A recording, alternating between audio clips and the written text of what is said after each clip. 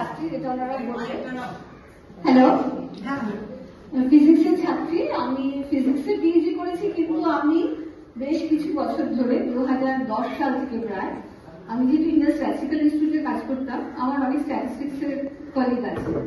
তো সেখান থেকে আমি বেশ কিছু কোনো জিও মেলানো সব কমপ্লেক্স সিস্টেম অফ ফিজিক্স বলে, তাতে আমি কাজ করেছি, মানে কিছু পাবলিকেশনও আছে তাতে আমার। তো ইদানিং কিছুদিন ধরে আমি একটু ক্লাইমেটের এই যেটা বললেন আজকে দেখুন, এখন একটা ভীষণ ইম্পর্টেন্ট টপিক, আমি এয়ার পলিউশন নিয়ে কাজ করছিলাম। সেটা উনি আমাদের সঙ্গে কথা প্রসঙ্গে একদিন হয়েছিল। তো উনি আমাকে বলেছিলেন তুমি একটা আমাদের অ্যালামনাই সেশনে এই টকটা দিও। তারপর তো মায়াদি চলে গেলেন, তখন ওনারা বললেন, কিছুদিন আগে বললেন যে মায়াদির একটা সর্বসভা হবে, তুমি তাতে তাহলে যেটা তুমি ভাবছিলে সেটা দিও। তখন আমি ভাবলাম যে মায়াদি জিওগ্রাফি লোক ছিলেন, at least geography related something I should say. তখন আমি এয়ার পলিউশন বাদ দিয়ে পুরো ক্লাইমেটের ইয়ের উপর পড়াশোনা ছিলই আমার কিছু, কিন্তু সেটাতে একটা টক তৈরি করলাম। না, আমি কিছু আউটরিচ অ্যাক্টিভিটিতে এগুলো দিয়েছি স্টুডেন্টদের জন্য, কারণ একটা ভীষণ important topic, we are not aware of, মানে এটা আমরা কেউ মানি না যে কোথায় সিচুয়েশন, কিন্তু মানে আমাদের জানতে হবে, বুঝতে হবে, না বুঝলে বুঝবো কি করে ক্ষতিটা কি। তো আমি আশা করেছিলাম, মানে আমরা সবাই এখানে বয়স্ক দেখছি, this should be for younger generation. আসলে মানে আমরা এখন আমাদের নিজের অভ্যেস টভ্যেস কিছু পাল্টাতে খুব একটা পারবো না, যে যেরকম ভাবে চলছে জীবন সেভাবেই চলবো। বয়স্ক লোকেরা তো খুব কিছু শিখতে পারেন না, কিন্তু মাইন্ডসেটের পরিবর্তনটা অসম্ভব দরকার। তার জন্য আমার মনে হয়েছিল কলেজে ঠিক আছে কিছু ইয়াং স্টুডেন্ট হয়তো আসবে, তারা শুনলে হয়তো বেশি ভালো হবে, সেভাবে আমি তৈরি করেছি। ঠিক আছে, বলি আপনারা বাড়ি গিয়ে একটু আপনাদের যারা পরবর্তী জেনারেশন আছে তাদের সবাইকে বলবেন যে এগুলো একটু শোনা দরকার, জানা দরকার। আপনারা বড় বাড়ির সবাই শুনে হয়তো তার থেকে কিছু উপকৃত হবে, বলার চেষ্টা করি এবার একটু। Climate action now, building sustainable and resilient future. তার মানে কি আমাদের এখন সাস্টেইনেবল আর রেসিলিয়েন্ট নই আমরা, ফিউচারে সেটা চাই?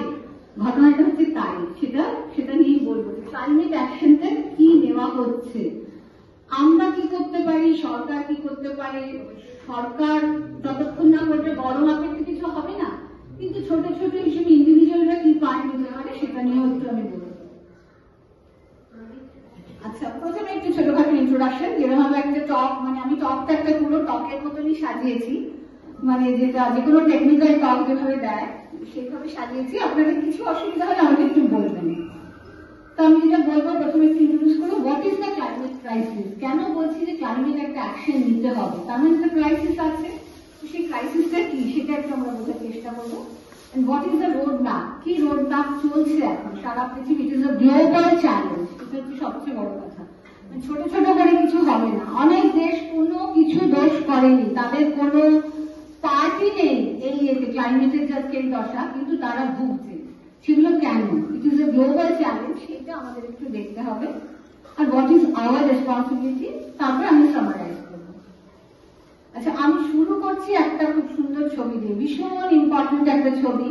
জানি না ভূগোলের লোকেরা হয়তো দেখেছেন, কিন্তু অনেকে হয়তো দেখেনি। এই ছবিটাকে বলা হয় আর্থ রাইজ, ছবিটার নামই। এটা তোলা হয়েছিল 1968 সালে, 24শে ডিসেম্বর। প্রথম যে ভয়েজ গেছিল অ্যাপোলো 8, সেইখান থেকে একজন অ্যাস্ট্রোনট এই ছবিটা তুলেছিলেন। তো সেই ছবিটা তখন তো উনি মানে প্রথম গেছেন, ওইখান থেকে দেখা উনি আনন্দ উৎফুল্ল এই ছবিটা তুলেছিলেন। প্রথমে একটা সাদা কালোতে, তারপর একটা রঙিন, একদিনের থেকে একটা রঙিন ফিল্ম চেন নিয়ে এটা তুলেছিলেন। সেটা মানে পরে প্রসেস করতেও অনেক ঝামেলা হতো 68 সালে, এখনকার দিনের সঙ্গে মেলালে চলবে না। কিন্তু পরে যে ইম্প্যাক্টটা সাংঘাতিক আছে, মানে উনি পরে বলেছেন ওই অ্যাস্ট্রোনট যে people realize that we lived on this fragile planet we needed to take care of. This is the only home we have. এইটা হচ্ছে মাথায় রাখা দরকার, কেন আমাদের সাস্টেইনেবল ফিউচার দরকার। For a sustainable planet, what are the actions? Because this is the only home we have. এই হচ্ছে ছবি, সেই ইম্পর্টেন্ট ছবি। আবার that is a delicate ecosystem, মানে ইকোসিস্টেম সমস্ত মিলিয়ে, মানে সেই রবীন্দ্রনাথের কথাও আছে, সেই সব শুধু মানুষ নিয়ে কিন্তু পৃথিবী না, আমরা শুধু আমাদের ভালোটা দেখে গেছি। আমরা বহু বছর ধরে আমরা প্রকৃতির দিকে তাকাইনি, শুধু নিয়েছি। কিন্তু তাকালে পরে আজকে এই দশাটা হতো না, যেটা এখন সায়েন্টিস্টরা বারবার বলছেন। কিন্তু সিস্টেমটা এখন এমন এক জায়গায় পৌঁছে গেছে, সেটা থেকে বেরোনো বেশ কষ্ট। It is a very very big challenge আর কি। তো সাস্টেনেবিলিটি প্র্যাকটিসটা করতে হবে। যদি যেটা বলছিলাম যে ইয়াঙ্গার জেনারেশনটা শোনা দরকার, কারণ sustainability practice is not so easy. আমরা এখন সেটা করা আমাদের পক্ষে খুব মুশকিল এই বয়সে এসে, কিন্তু উই হ্যাভ টু অ্যাটলিস্ট চেষ্টা করতে হবে আর কি। সাস্টেনেবিলিটি মানে কিন্তু there are 3 dimensions, মানে পৃথিবীর গ্রোথটা তো রাখতেই হবে। গ্রোথ তো বন্ধ করে দিলে ইকোনমি বন্ধ হয়ে যাবে, চলবে কি করে? কেউ তো চলতে পারবে না। কিন্তু আমাদের 3 ভাবে ভাবতে হবে, সেটা একটা এনভায়রনমেন্টাল, একটা সোশ্যাল, একটা ইকোনমিক। দে আর অল ইন্টারকানেক্টেড, মানে একটাকে নিয়ে আমি আজকে প্রধানত এনভায়রনমেন্টাল নিয়েই বলবো, কিন্তু আসলে দেখা যাচ্ছে এটা সবার সঙ্গে কানেক্টেড। There are 3 pillars, এই যে দেখুন সোশ্যাল, সাস্টেনেবল, এনভায়রনমেন্টাল, ইকোনমিক। এই যে এই সাস্টেনেবিলিটিটার 3টে পিলার আছে, দে আর অল ইন্টারকানেক্টেড। কিন্তু এই বড় ছবিটা দেখুন, ওটাতে দেখা যাচ্ছে যে এনভায়রনমেন্টের সবচেয়ে বড় দিক, মানে ওইটাই কিন্তু সবার সঙ্গে লিঙ্ক। সবার আগে ওটাকে রক্ষা করে আমাদের ভাবতে হবে অন্যগুলো কি করে রাখবো আর কি। ওটা রক্ষা না করলে খুব মুশকিল। 3টে পিলারও বলতে পারি, আমাদের পুরো পৃথিবী দাঁড়িয়ে আছে এই 3টে পিলারের উপরে। এই ছবিটা আমি যার থেকে নিয়েছি সেটা বলা।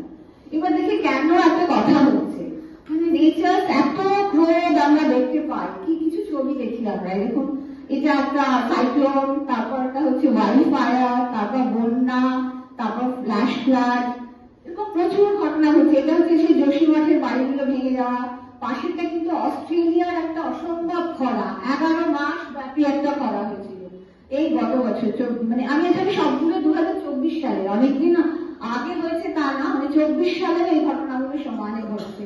এইটা হচ্ছে আমাদের এই রেনালে যে ল্যান্ডস্লাইড হয়েছিল, এবং এটা সিকিমে একটা লেক আউটবাস্ট করেছিল, মানে সেগুলো সাংঘাতিক ক্ষতি হয়েছে। মানে ডেডলি ফ্লাডস হয়েছে 2024 সারা পৃথিবী ব্যাপী, ইউএসএ, ইউরোপিয়ান কান্ট্রিজে, ছাদ আফ্রিকা, ইন্দোনেশিয়া, ইন্ডিয়া,